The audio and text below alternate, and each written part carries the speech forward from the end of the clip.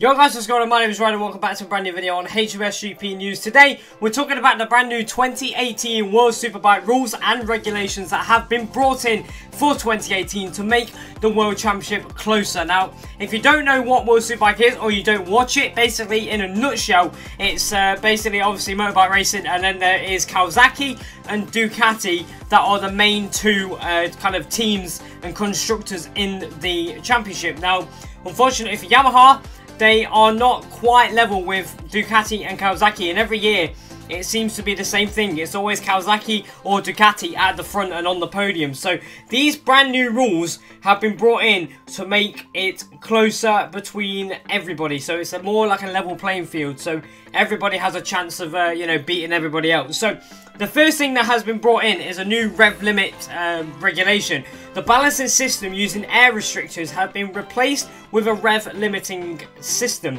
The rev limit can be altered at various points throughout the season and applies to each individual manufacturer. So that means that everybody will have the exact same amount of rev limit on the bike, so it's equally matched.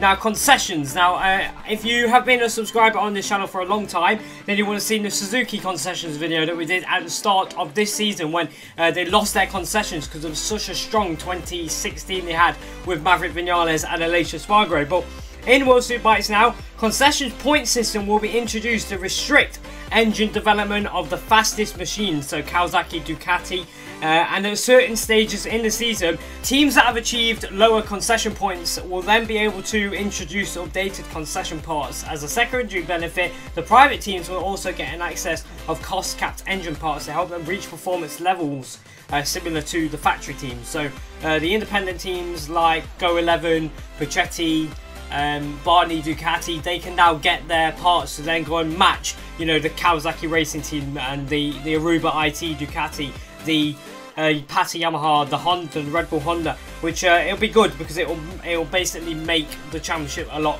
closer. And now there's also a front and rear suspensions and improved engine part regulation as well. Price caps and approval process has been applied to several key frame, suspension and engine parts.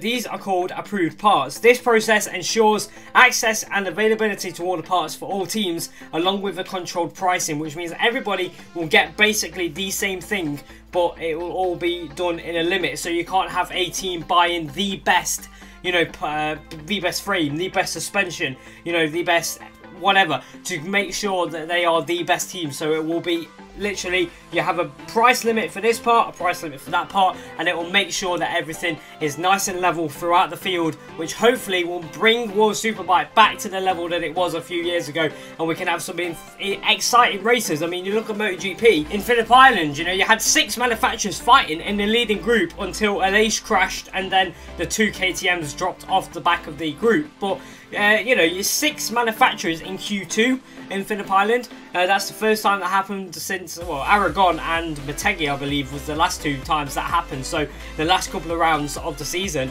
And then, yeah, it's been really, really good, MotoGP recently. Just the teams are just quite close, really close. And then you look at, British Superbikes as well. That's controlled, and that is working really well as well. There's, I think, 8 or 9 different winners this season, very much like MotoGP last year with 8 or 9 different winners. And then you go to World Superbikes and it's literally 90% Johnny Ray. If you're looking at the current season in World Superbikes, 16 of the race victories have come from Kawasaki. So Kawasaki have won 16 out of the 24. 14 of those 16 wins have come from the world champion Jonathan Rea, and the other 2 from his teammate Tom Sykes. The remaining 8 races that have been completed so far, there's still 2 rounds left at Qatar, have been won by Ducati. 7 for Davies, 1 for Melandri. So basically, you see what I mean?